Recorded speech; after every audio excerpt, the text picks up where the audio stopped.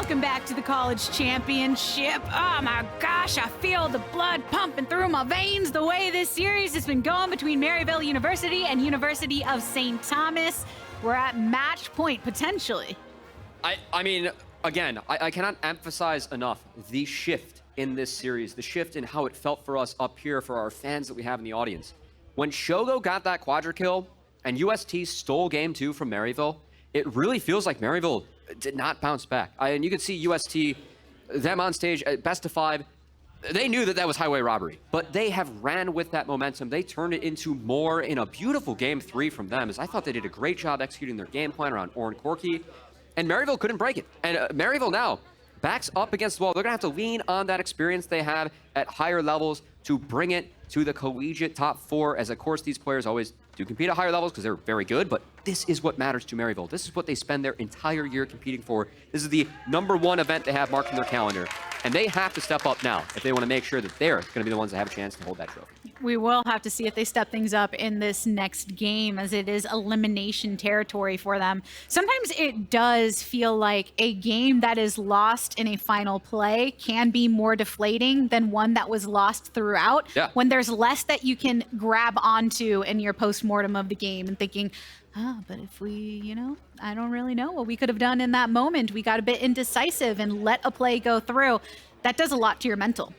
And honestly, I mean, that's something where Maryville, I think that going into this next game, obviously adaptations, you know, we see those throughout the best of 5, but I think the #1 adaptation that I would really cite is the fact that I want to see Odd Orange on Lee Sin. I think Wukong is a great pick this patch, but Odd Orange, Lee Sin is his most played champion in his career in this split. He is fantastic at that champion. And I think that while Wukong is very strong on this patch, while it is first pick worthy, backs up against the wall, play towards comfort, play towards your strengths, give Odd Orange the playmaker that he has always made a name for himself on throughout his time playing in amateur, academy, collegiate, and more. Back to basics, baby. And for Maryville, they're also sticking with that same lineup from the previous game. So maybe building back up, getting that chance to go backstage, recalibrate how things are going, try and get everyone on the same page can bring them through for this game, because this has the potential to go to game 5 when Maryville are playing towards their strengths. Wow. Okay, so the adaptation, I was talking about the Lee Sin, but it's actually a first pick Ornn for Niles.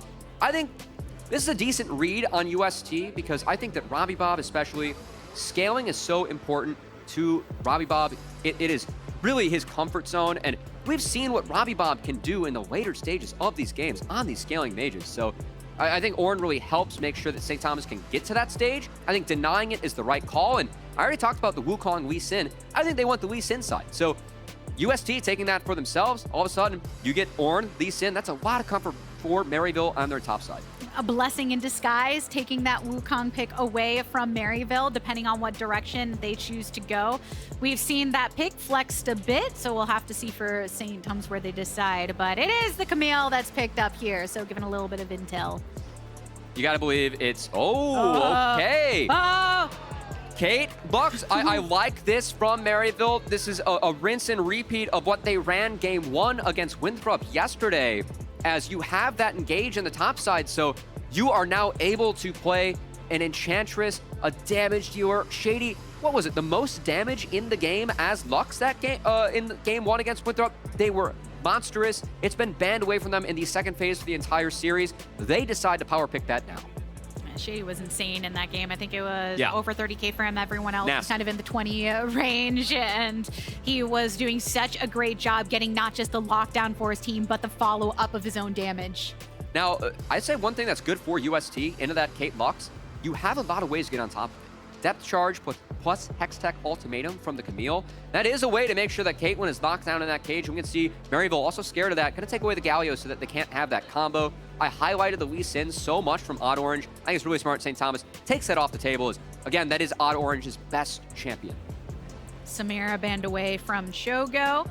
Hasn't played the pick in this series, but has plenty in the past, and one of his most comfortable picks here. So not going to be available really. St. Thomas sticking with the trends of their drafts thus far and saving the bot lane for later on, whereas Maryville switched things up by securing theirs fairly early. Okay, so Jhin for Shogo, that is one way to try and match the Kate Lux in terms of range when you utilize the Deadly Flourish and the ultimate, but honestly, this guarantees that Maryville wins out hard on this bot side. And again, I think that Maryville is at their best when they play fast, when they are able to knock down turrets early in the side lanes and snowball games from there. This is a comp where they can do that with the Kate Lux. They will have an advantage in that bot side as we're rounding out the draft. Orange gonna pick up that Xin Zhao. More comfort for him, and just waiting to see what APA decides to grab for Maryville. A pick that we haven't seen as of late, but very prominent within Season 12 in general. All jugglers bringing out the Xin Zhao and Orange being very much in that boat. Wow, and Ahri actually for APA. So a champion that APA really is not known for, but they feel like it's important enough that he is able to play it, and they don't give away an Ahri, Nautilus, Camille, Wukong combo that would be deadly to the backline of Maryville as APA.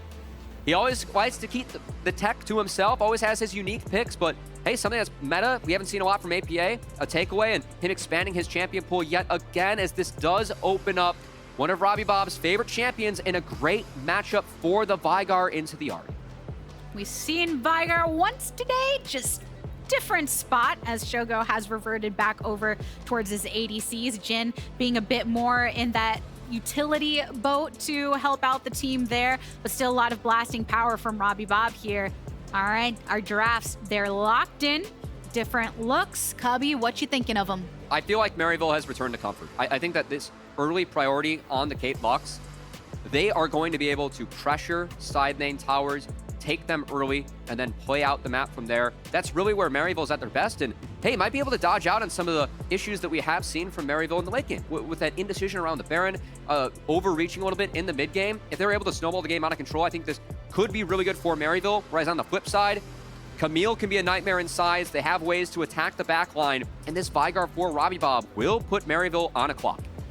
Maybe hoping, hey, we have the Ornn this time. We're not going to have as much resistance in that regard. We have the comfort. We have the bot lane that worked so well for us in our quarterfinals. Waiting to see if Maryville can close this out to push this to a game number 5. But all the momentum on the side of UST. Quite a victory in the past 2 games for them. And I think that the focus for UST, it's been all about Shogo. This is the first time where I think in lane, Shogo will have difficulties against the Maryville bot lane as they have picked their tried and true champs. That tried and true combo we've already seen in this tournament. Backs up against the wall, trying to save things for Maryville in this best of 5. Taking to the rift here in game number 4. The entirety of Maryville University making their way towards bot. They've made this movement in the past. UST deciding to spread themselves across. They're keeping Shogo right there by Chookies. They don't want to get caught out by any of the action in the bot side. It has happened before, so it's not like they are unaware of this intel. Don't want to give Shady any opportunities for an early light binding, as that would certainly spell the doom for the side of UST. So instead, they shift their power to the top side of the map, get a scouting trinket onto the blue buff, as we're expecting Orange to path top to bot. That makes sense. Go support this Lux Kate lane. Enable Azog and Shady to step forward to pressure that turret and get as many plates as possible. All right. Doing exactly what you've said. But the thing is, they know, well, we were all down there. They probably put a ward, but they end up walking in the opposite direction. Yeah, come on, right you back. Can get it. Oh, wow. Okay, they missed it. So information going over to UST. Maryville thinks that this isn't spotted, by the way. So this will be UST playing with more information at the start of the game. As I think important to note, Chookies and Shogo actually going to fake leash. So you can see they're going to come into the lane late. There is going to be no mana, no health burned, but them walking here, they might think that Kitzuo, who they do not have vision, they do not have knowledge on, started on that bot side. But no, in reality, it's the exact opposite. Starting on that top side, I'm sure they're thinking about the fact that Orange is going to want to support that bot lane, and rather than allow him free reign to do so, making sure that Kitzuo is nearby for that protective ability for Shogo and Chookies so they don't fall under any unnecessary fire. But Kitzuo is going for the path that gets you bot the fastest. So Wukong does struggle to take the Raptors early. We'll stick to these single target camps. So taking this crop, that's a 3 camp where we expect the Kate Lux to be pushing. You have double range bot lane, but if UST is able to get Kitzuo down there without MU knowing, that could be a huge play for them to try and turn the tides of this bot lane matchup early. You do have things like Dreadline if you want to try and get that early hook. Everyone's extremely squishy, but yes, Kitzuo not quite going in that direction, deciding that it's time to just remain in the jungle a bit. No reason to make those aggressive plays until you have some security in the result. So it's going to be a quiet early game as we have no action bot. Should be a trade of crabs as Kitzuo will take the top one. We have Orange take the bottom one. And overall, again, we really feel like UST, if they can weather the storm bottom, they have the scaling in the Veigar. They have Camille that can scale into the side lanes. But this series has really come all down to team fighting. So I think whichever team ends up picking up team fights the most, Ornn's become really valuable in this set. The fact that Maryville, I think, first picked that spells that out, but I did say a quiet early game. We have to pause as APA hovering bot. Orange going to see that Kitzuo took all those camps. A nice word from Shogo. Try and prevent any dive from coming down on the bot side. We'll make sure he can pick up that wave. Quite pushed up over on the bot side as expected. The good clear, Azog really following up. The range that they have that poke, pushing under this turret, and the 1v1 remaining aggressive over on top. Niles doing his best to best the HP of Porsche and create that slight CS lead that he's been able to maintain and just have that security in lane. And you can see now that Caitlyn's been able to crash that wave, get through the cannon, how difficult this lane does get. As if Nautilus is not able to find the dredge line, really hard to find any pressure against the Caitlyn. And every single one of those smaller waves that meets the non-cannon waves, Caitlyn can then shove up, get chip damage on the turret, and try and chunk out those plates over time. And all of the warding, including Scuttle across that river, is partially what gives Azog and Shady the comfort in doing so. It's what they want to do, but you need to have that vision so you don't end up unintentionally getting collapsed upon. I think Maryville sniffs this out as Chookies popping the sweeper. You can see Maryville, their bot lane backing off. I think really intelligent as Kitzuo will be able to pick up the Gromp once it spawns, but somewhat equipped is pathing to try and hit that timer bot, and now is spotted on that bot trap. 10 seconds until the dragon spawns. Everyone being very reserved in their approach to this game thus far. APA does have to be wary. Shogo flashing away, a lot of damage taken, throwing down the wrath here from the Nautilus. The Brute, the lockdown. Chookies going for it. The nice slice from far away. Shogo lands it on the Jhin. Oh my goodness, there are 3 kills on the board for UST now, being that APA was also killed in the mid lane. And things fall apart for Maryville as they fought in a giant wave bot. Caitlyn took so much damage from the minions, and props to Chookies, played that so well, making sure that he was just stalling out Azog and Shady that they could not get in range to take down Shogo. They end up turning this lane on its head, taking it into their favor. This is huge for UST. The CS lead mounting in UST's favor in the bot lane off of those kills. As powerful as Caitlyn and Lux can be in lane, they are mighty squishy should they get caught out. Oh, man. All right, well, looks like we have a pause as we're going to check out what that is, but wow, what a change of pace. Again, how we were setting up this game. It was about Maryville getting that Caitlyn ahead, getting Ahri to go support that lane, you know, take early Rift Heralds, take early turrets, and stall the game from there. Just like that, UST, that bot lane is now in their favor. That is not how this matchup's supposed to go. The fact that Shogo pulled that off, massive play from them.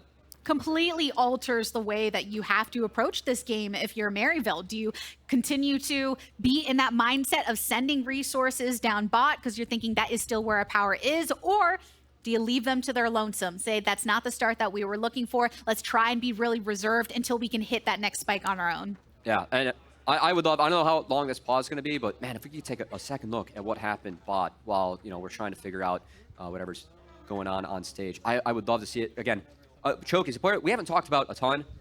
Actually, him and Shogo transferred from another college to play on UST as they sent their bot lane up to another level.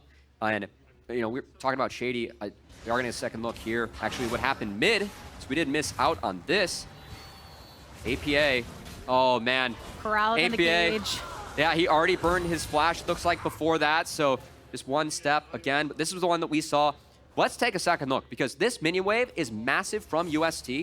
And it's an aggressive play from Maryville, but look at how well Chookies plays this. Again, landing the roots, just buying space for Shogo. He cleansed the Ignite as well, and then Chookies just laying down the auto attacks. A beautiful Deadly Flourish from Shogo.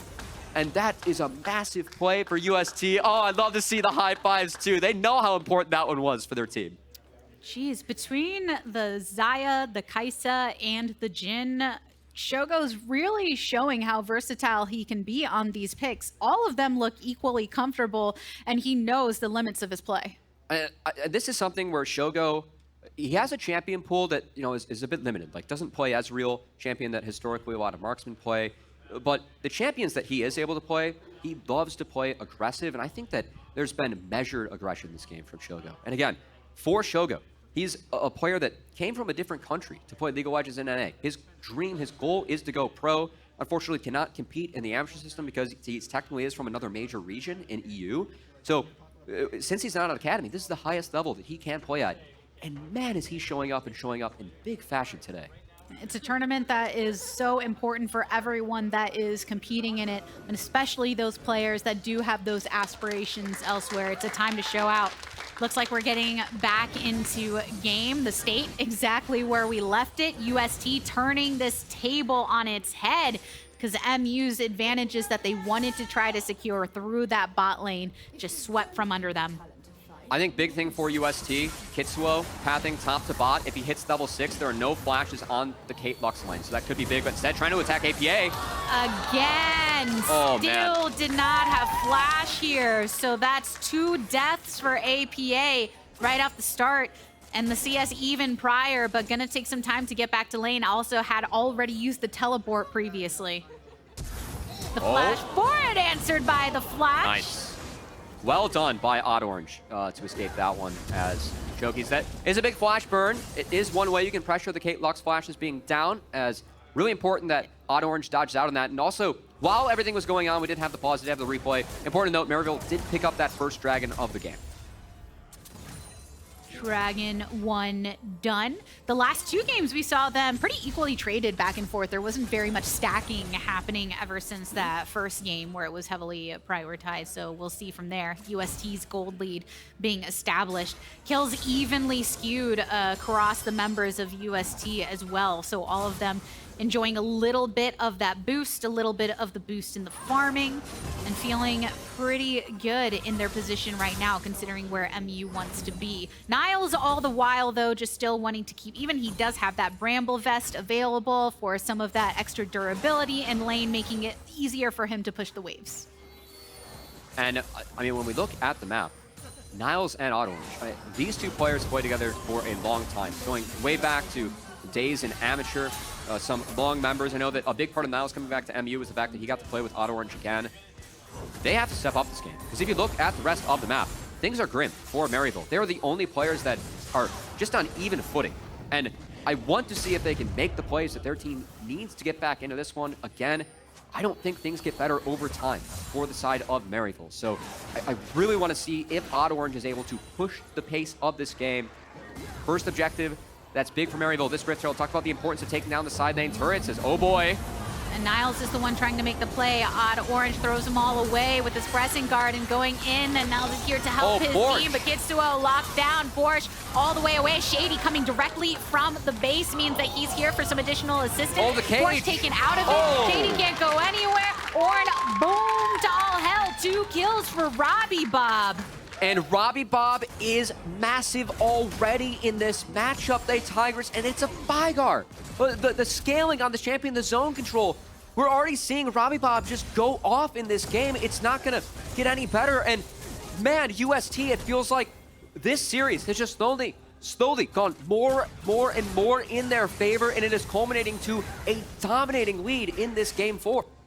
Every time they've been able to grab some of those flashes before, it makes these plays that much easier, because RobbyBob, the way that he can get the lockdown and just completely isolate Shady, for instance, so that when he does get here, he can't really make anything happen, it's so difficult for MU. And I think the big difference in this play is actually the confidence from Porsche. The fact that Porsche burned Flash to take Ornn out of the fight immediately, he was still sitting on some cooldowns, but when those get removed, Porsche just ran through that fight, was even able to escape on the back half as the youngest player on the Rift, the first year, graduated from high school early, stepping up big in this game. Who always doing it like RobbyBob, says Smex.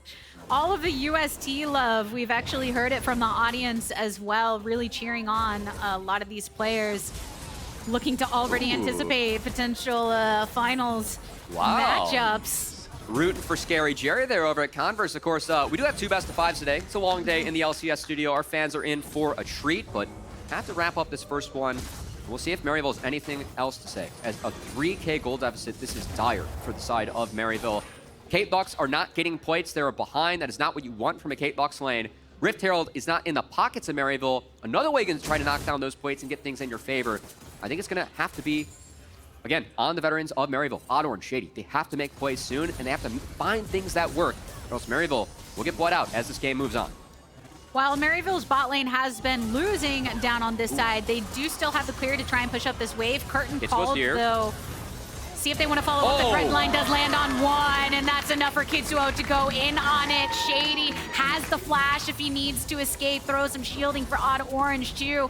They were looking to keep this wave pushed up so Odd Orange could try and take that second dragon, but as soon as the ultimate was used by Shogo, they didn't necessarily seem like they cared if they completed on the kills. It was just to alleviate that pressure and that objective control, but they got even more. And you can see RobbyBob, he just based. He's casting the TP back to mid. That is an 11-minute Everfrost. 2 mythics on the tops. All 3 mythics completed for the top side of UST before the 11:15 mark. Maryville will not be able to sniff out this dragon as UST are sprinting towards this objective, trying to deny the soul stacking as UST continue to take more and more control over this game. More control and maybe even a dragon right now rotating around to establish the vision. But Cubby, if you're Maryville, what do you do when your bot lane has fallen behind like this? Because I wouldn't count them out. They're strong players that can keep a level head. They just have to find the avenue. I think that if I'm MU at this point, I have to find a play on the top side. Look at the flashes that are down for UST. If flashes are down, Ahri, Zhao, Ornn can punish. Just get anything in your favor. Try and get any shutdowns. Again, the flash on Veigar, the most important cooldown in this game. If they can catch Veigar out, they can get that shutdown for themselves. That's how Maryville can try and get themselves back in this one. But Kitzuo, he has other ideas. He's pushing the pace. Odd Orange had to use the Crescent Guard and the Flash because he was getting so chunked down by those hits. So we're just talking about what you can punish on UST's side, but now you know those resources aren't available from the enemy jungler. And that's the tough part. Like, you want to punish the Flash that's being down, but look at the items. It's so far ahead in favor of UST on that top side, and UST just trying to push the pace as Kitzuo does have Shelly in the back pockets. We'll use that, and that's more plates going over to Shogo. A classic drop-down location with the wave cleared. Shelly's going to get this hit onto the plates as we're at 1240, and enough members of UST so that they can finish off this turret. Shady standing, knows that Azog is coming. Their wave actually is pretty little, and they knew that Azog was here, so instead they do decide to bring themselves to safety. But Chookies still sticking around. Yeah. And we'll see. I mean, again, if Kate Bucks are playing on their side of the map, it's a problem. And that's exactly what we're seeing here still for the side of Maryville and for UST. They're chilling. You got Veigar stacking up in the mid lane. He's already 3-0-2. Really, the onus is on Maryville to try and find anything, but Chookies playing this so well. The buffer on the dredge line just to get out of harm's way, it's been really good from Chookies. I think Slepton has had a great series. Now he's trying to turn it. Death's Charge on Azog, followed up by the hook, and the slam down for the stun here as well. Odd Orange is here. Niles is here. Leave. We've got a little bit of a party, and they're still starting to push forward. There's no objective to be at there. Oh, APA. APA gets the root onto RobbyBob under the turret. The turret finishes up. Flash forward for Shady. Tries to go for the light binding onto Chookies, but it doesn't quite land. Odd Orange finds himself into the face of Kitzuo, who starts spinning and cycloning away. Gets a decent amount of damage. And the slow, but they just push off the rest of UST action across. Huge play from APA, forgiving some of the sins that he committed earlier in this one, but if we could pan over to top lane, pull the scoreboard back up, while Niles has been bot, he is still here. He burned that TP. Porsche's been top the entire time, getting solo gold on this Camille. Should be able to take first brick for himself. This Camille is going to be massive in this game. A kill, 2 assists, and some farm in the pockets of Porsche, now taking down this turret all on his own, able to get the last hit before this blue side wave arrives. That's the first turret of the game. UST capitalizing upon those advantages and the goal that they are ready to swing at the heads of MU. I do like this from Maryville. So that wave they have top, Porsche actually manipulated it where it pushes back. They're setting their bot lane up. First, though, we're going to take a second look at this mid lane play as the TP from APA gets insta-stunned, insta-comboed. Things are grim, but man, this reaction from APA wasn't quite able to dodge out on the Q, but does land the charm around the minions. That's enough with Averfrost to pick up the kill. A big shutdown for APA as Maryville, they need anything to go their way in this one. That's step one. A similar feel between the way APA played that and Porsche in the past, willing to toe that line. Right now, Porsche isn't the one that's low, though. It's Niles locking down with the ult and all. A solo kill in the bot lane from Ornn. Now, meanwhile, in mid, Shady's pushing up with APA. RobbyBob a bit low. APA going in, zipping around with the Spirit Rush. Gets the charm onto the support. Kitzuo making his way around. 3 eliminated for MU, 2 in total for UST. Of course, that was Niles that was killed down bot. And the wave over in the favor of MU. What a nice edge. APA is the only reason that Maryville is in this game. APA making big plays again on it. The Ahri, a champ that APA is not known for, but again, felt like it was a great deny from UST. Needed to play it. Gonna take a second look as the mid lane, RobbyBob catching that just ever so slightly, but look at how big that Veigar is. Goodbye, Azog. You were deleted from the rift. Credit, though, to APA. Watch how you utilize the Q and the ult to reposition from Ahri. This is really good textbook Ahri play. Helped connect it on the Chookies as he was able to get the resets, keep on stacking up, but still on the map, Porsche, he is a problem this game. Because Porsche was able to kill Niles in that 1v1. Another final spark and the ace in the hole to land onto Porsche. We have seen, the follow-up from both of the ults of the Lux and the Caitlyn, and they were using that to harass over in the bot lane. Over now, though, as the game goes later, they're hoping to really get the payoff and being able to finish. Niles, though, isolated here. The rest of his team ready to collapse if need be, but they know that that life is already lost and they can't do anything about it. The dragon has already spawned. Charm on Kitzuo, who goes into stasis as a respawn. Curtain getting open. Curtain trying to send those shots out. APA dodging it. It's Azog here in the back using the 90 caliber net to create some distance. Just getting out of the Veigar's range, but UST still. They can secure this dragon. Now, they start to stack it up, 2 for themselves. Overall fight, 1 in their favor. And we said going into this draft that RobbyBob, if he ever gets a good matchup for Veigar, the control mages, he loves to play the scaling mages mid. This Veigar, I know the APA is the only thing keeping MU in it, but RobbyBob was given that initial lead, and he is running with it on this Veigar, picking up already 6 kills in this game, 6-2-3, way ahead of the power curve as they're going to try and find the shutdown, but RobbyBob's pretty big. We have a member of MU lying in wait. We'll see if they can get the members here necessary to make plays. APA. Going for it, Rue. Final spark from across. The charm is the last one that done it. APA gets another. So while APA, yes, isn't in as fired up a position as RobbyBob, who just picked up his death cap, it's still enough when in combination with some of the rest of the team, or even on his own in some points, to be a true threat. Again, willing his team to stay in this game. I love the angle, but RobbyBob, yes, he does go down, but look at his inventory. That's an 1830 death cap for Veigar, and well, you get some bonus AP on that death cap. A little bit more mileage if you are the little master of evil, as RobbyBob going to be trying to shut down any hopes of Maryville. Kitzuo will look mid. I still think for the side of Maryville, finding picks with Ahri, they've been doing a great job of that as APA has all 5 kills on his team. They need to keep on setting up around the Ahri to try and make sure that APA can keep on making things happen in these side lanes. And Ahri putting in some of that work in the bot lane right now to push that wave up. Maryville having had a turret in their favor. It's still all the 3 outer turrets for UST, looking like a similar setup than we saw in the last game. And Maryville, again, their game plan, trying to play through sides, trying to overload, overstack. They do have objective bounties up, so that could help them rubber band back into this game. We see 4 top. See if UST does decide to respond. There really isn't anything else for UST to take on the map at the moment, as they have accelerated this game insanely far ahead, and RobbyBob might be walking into the trap, does check it, but not spotted. Ornn coming through, Huge. gets a knock up onto That's one, huge. which is a good lineup for the final spark. Dark Matter comes on down, but it doesn't matter. RobbyBob eliminated. Now Maryville, their eyes have been over on that top turret this entire time with the bounty there, and you can see that wave pushing up, getting some back on some, but Azog still up there to continue with the clear. The Rift Herald, previously acquired by UST, going down here in the mid lane. APA cannot finish it off in time, so it does get the charge here on the tier 2. At least for the side of Maryville, that side lane setup worked. RobbyBob did walk into the trap. That is objective bounty turret gold on all the members of Maryville. So that will, again, help them try and get back into this game. Still dire straits, but Maryville at least taking the right steps necessary, playing what is in front of them and playing it out well. Really like that setup they had on the top side, and RobbyBob walking into it, at least get something going in Maryville's favor.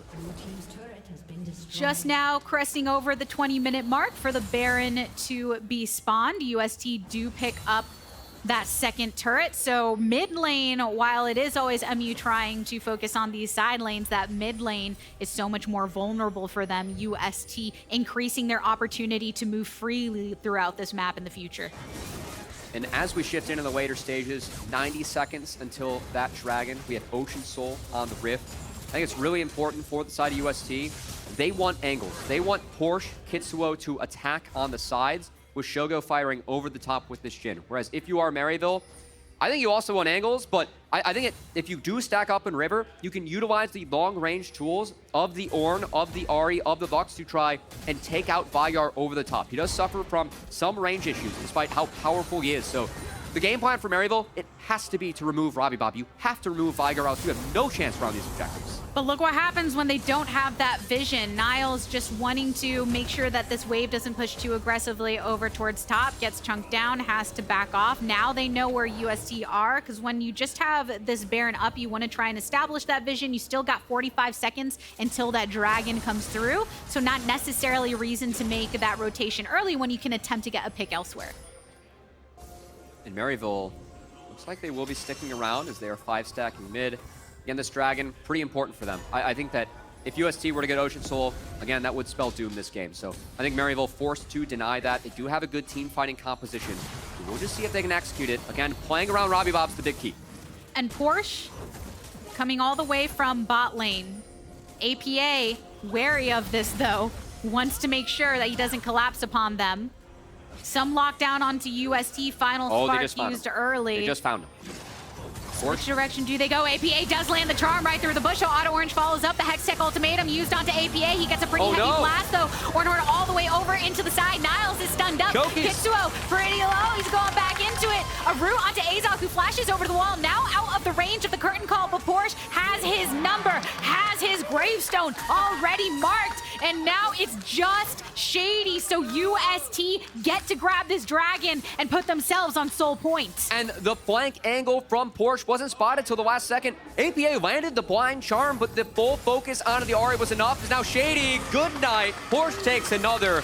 UST complete the ace, take the dragon, as UST continues to dominate this game forward. 8.7k gold lead, soul point acquired, taking down this tier 2 in the bot lane. They also have RobbyBob already over top, waiting for that next wave to usher in. And again, the big key here, the fact that porsche got to this angle, because look at what Shady and Azog had to do. They had to walk around this wall. They could not be a part of this fight, whereas UST, you picked off Niles with the Veigar. You have Jhin who can fire over this wall. Caitlyn Lux did nothing in that fight because of the angle that porsche found, and the fact that porsche found the most fed member of Maryville first was a beautiful setup from porsche in that team fight.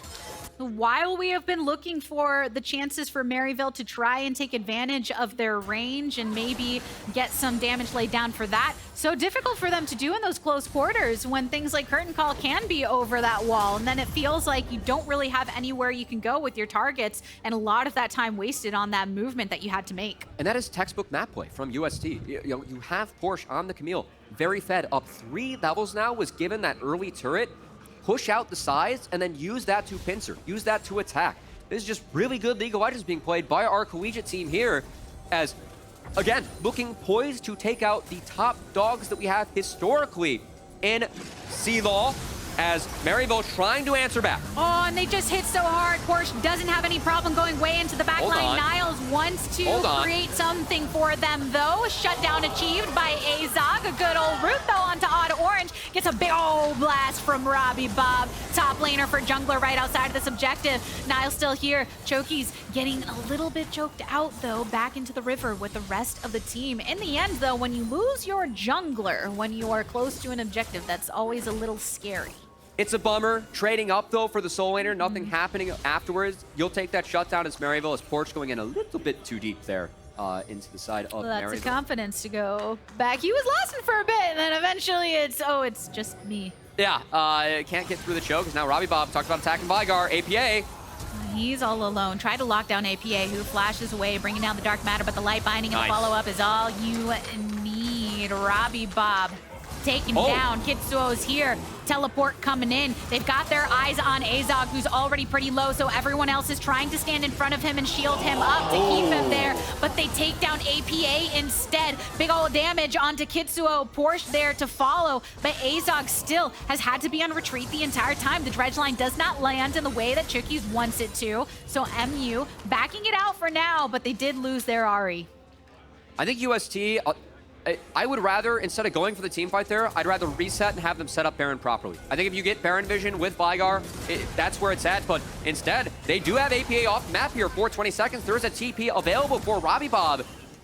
Okay, I think it's a wise move from UST. You have no reason to flip the game on a Baron. Just wait for Ocean Soul to spawn. Wait till then, get the right setup, and force MU to play into you. Because you could see that MU were waiting around. They were licking their chops. If they stay, we're going for this. We're going for this. But UST make the smart play here, a bit more reserved. Get back, get your buys. Make sure you take advantage of the advantages that you've created. They've been wavering over this 10K gold lead ever since like 24 minutes or something like that. And they've been definitely pushing their weight through here in this game. 6 turrets taken down too. It's pretty dangerous territory for MU. And a minute away from this dragon, a potential Ocean Soul, potential icing on the cake for UST to make it to finals. What a story it would be for this team. Had to make changes because they were able to promote players. Coming into the spring split, the split that matters for CLOL, but to beat Maryville again, who also made changes, who also had their all-star in Niles return, would be a heck of a story as UST, Shady. Oh, even with the range of Shady, it can be out of range of the hook shot. Odd Orange getting knocked up. He's a wins become lightning to reposition himself, and all the while Shogo throwing down those shots from the curtain call. Niles has to use his dash to get back into the turrets. Heavy hit onto Azog, but he can back off for now, because they don't have Odd Orange. One more pick that UST were able to get. UST is a bit low. We do have TP available for both Niles and APA, but that's no smite. When Ocean Soul is spawning here in 20 seconds, I think that team fight for UST secured themselves this Dragon Soul. Already had warded up previously, already made their rotations, and just look at that jungle in that bot side quadrant and how many red wards there are, and MU so much difficulty in being able to step up to any of the objectives when they do arrive. With the soul now here, UST grab it, and MU are very aware of that fact and just have to give over the Ocean Soul. More boxes being checked by UST as they look to take out Maryville in what has been their most dominant game yet. Their best played game from start to finish. Game 3 was clean, but man, the start they had to this one. Shogo Chookies stepping up against, Shady, who we deem the best player in this tournament. Chookies was the one who made the big play bot lane to turn that lane around in their favor to set UST up for success. And now UST, a monumental lead in this game. Maryville have to do the impossible as RobbyBob, oh boy. Oh, so much lockdown. Every time they're on the opposite sides of a wall, it feels like MU just comes up a bit short. The cage thrown down again. They do take out RobbyBob though. Big source of damage. Knock up onto Kitzuo. APA still here. Hasn't activated the Spirit Rush just yet. Kitzuo going way into the backline, trying to get them knocked up. Porsche flashing over the wall and getting in the back so he can throw down that Hextech ultimatum. Niles on the retreat. Not enough. Slowed down from the curtain call. Should be enough to eliminate Shady. eventually popped right there in the head. Azog on the retreat. UST, every team fight going in their favor. Now they've got their eyes on this inhibitor here. And Azog, he's trying to play around here with Chookies, might end up trading out, but that's at least an inhibitor down. Azog does pick up 1 kill, but can he reset in time? UST just taking the base. He's going back now, but can he get there fast enough? They took down the turrets. It feels so bad when someone is up, and now MU is knocked on down. University of St. Thomas pushing their way into the finals. And how they started off their first competitive season. It was spring in Harrisburg, taking down Maryville in the semifinals. And now, on the biggest stage, the last tournament of collegiate, doing the same thing, a rinse and repeat against Maryville. Slightly different rosters, it doesn't matter. UST, they're the ones that hold strong, and they're the ones that come out on top. Wow, wow, wow. The first game from Maryville strong. Second game from Maryville strong, but Shogo shows out to come through. Games 3 and games 4, St. Thomas showed just how great they can be, how much of a lead that they can accrue, and now I'm sure it's all smiles as they go into the finals. Man, again, what a story for UST. These players, so much to prove for themselves. I mean, like thinking of the players they have, Porsche obviously being an up-and-comer, but players like RobbyBob, passed over by a lot of these amateur and academy LCS affiliate teams. Even their coach, Nova, someone that, has tried to make it to that level, ends up at UST. They have a lot to prove, and the fact the biggest stage that they were playing on in collegiate, they show up, they take down, upset the top dogs, not even in a 3-2, but a 3-1 where every game got better, got more in their favor. I must say, this was not the script that I was expecting to see today, but I'm happy to see it as UST proving yet again, even as a first-year program, they are a force to be reckoned with and will be a challenge for any team that meets them in the finals. A lot of the predictions from the desk going into this were for St. Thomas, but it didn't feel like it was because everyone believed, oh yeah, they got this in the bag. It kind of felt like, okay, it's going that way, but people believe it can go either way. And now they know that they have that final position. So many different stories from this squad, and it feels like they're aspiring to so much within their careers, and it's nice to see it established here. Yeah, I also, hearts out to Maryville, obviously. Exiting here, that's not the ending that Maryville was looking for in this tournament. Special shout out to APA. I thought APA was fantastic in games 3 and 4. I know he made some small mistakes in lane. Game 4 ended up costing him, but the way that he was able to bounce back, try and play that out, try to give his team any angle he could to win, but not enough for Maryville. And Maryville, second last split, third, fourth finish this year for collegiate.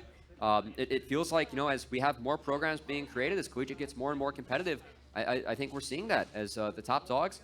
They're going to really have a chip on their shoulder next year as they try and return to the finals and try and add that third collegiate title up here in the studio that we have this week, but it's not meant to be this year. When the sentiment is that, oh, this is what feels like the finals, yes, that means excitement for a semifinal series, but it means that much more heartbreak for the team that ends their journey there. So appreciations to Maryville and the fight that they put, and many props to St. Thomas for what they did. We are going to be joining the victorious RobbyBob on the stage with Pastry Time for our post-game interview.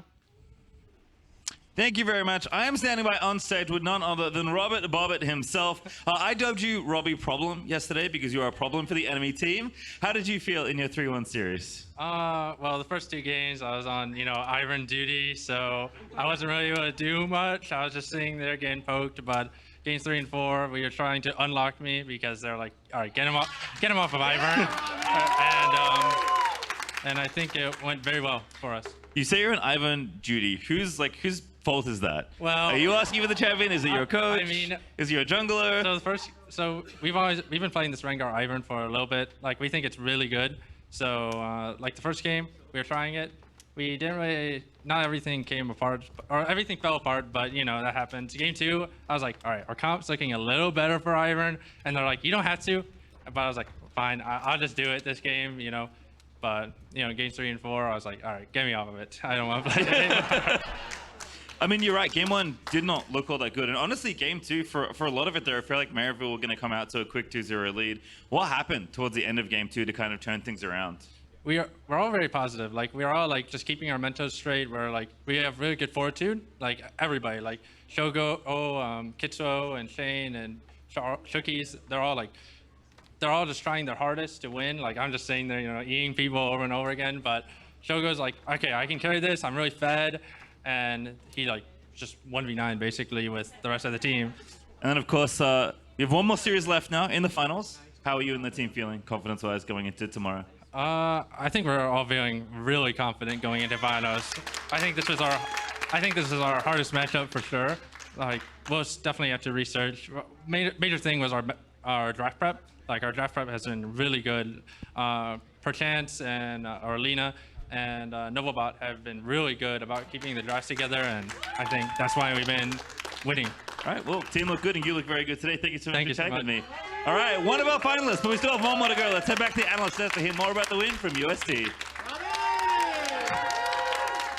Well, you know, would you look at that? I feel like somebody saw this coming. I can't put my finger on who. Well, it was kind of all of us. me, right? I think whoever it was not me. Yeah, the exact opposite. In fact, big shout out to the UST squad. I'm pretty happy, I gotta say, not a reason why, not because you gave me a shirt or anything. No, that's never that at all. But hey, you know what? Moving on from that, though, the entire game of this series in general was absolutely nuts from bottom to top. I know we were all on the edge of our seat. Fantastic performance from UST throughout. This was the most dominant win I've ever seen against Maryville, ever. Yeah. The games got better and better and better, and this fourth game was so dominant throughout. Little bit of some trolling towards the end of the game with some people getting caught, but overall just dominant performance throughout. Yeah, and I think their laning got better and better as the series went on. You know, you saw the Niles Kennen into the Porsche Gwen earlier didn't look that great, but you see them even getting like 2v2 kills here, right? Like Shogo and Chookies doing a good job with that. The mid-jungle synergy that we talked about. Oh, that little pop-off. Beautiful, beautiful. The Kitzuo RobbyBob mid-jungle synergy, once the Rengar, it's ironically, once the Rengar Ivern was actually dropped, we saw the synergy actually get better. Yeah. Even through like the RobbyBob Corki, even through the Veigar here, they were able to play through that lane really effectively together. They had to go through the Rengar Ivern synergy boot camp, I think, for the first 2 games, just to make sure that they were fully in sync. And yeah, I mean, the laning just all throughout that series, you guys already mentioned it, got better and better and better. It feels like this team is just scaling with comfortability on that stage and playing together as this team. The same thing happened a couple of days ago as well, where the first game that they played against Western didn't look nearly as clean as the second one, specifically in that bottom lane too, because we saw Shogo and Chookies, they took that 2v2, didn't quite go their way, and then the next game, it got even better. It felt like that exact same thing happened in this series, and game 4, I mean, they took the 2v2, they got a double kill. Yeah, and full credit to Porsche. I know Colin was talking about the first 2 games not looking the greatest. You saw that flank earlier on the Camille. He gets the Grass Sunderer, true damage Q off onto literally the only threat of Maryville and APA in this game, and just made sure that, you know, the coffin lid is closed, the nails are there, they're 6 feet under at that point. Can I just say as well, you talking about APA, he was nuts this series as well and the previous game, and I think Maryville definitely have a lot to be proud of, but I think the performance that I saw out of Always Plan Ahead, he was trying to just not only stay alive, but make sure to just keep UST at bay for as long as possible while being towered over and over and over again. You never want to count out Maryville in a match, especially a collegiate match. These guys are dominant wherever they play. APA was performing crazy this entire series, especially that last game. As the league got better and better for UST, you still never really wanted to count them out because APA was so damn good. And on its own, I think that we'll have to say goodbye to Maryville at this point of sentence. I did not think I'd be saying so early, but on the other side, it's Cinderella Stories, Bot Lane Beast, and the battle for our last spot of our grand finals. I'll make sure to see y'all there. Don't move from your chair. Nice rhyme.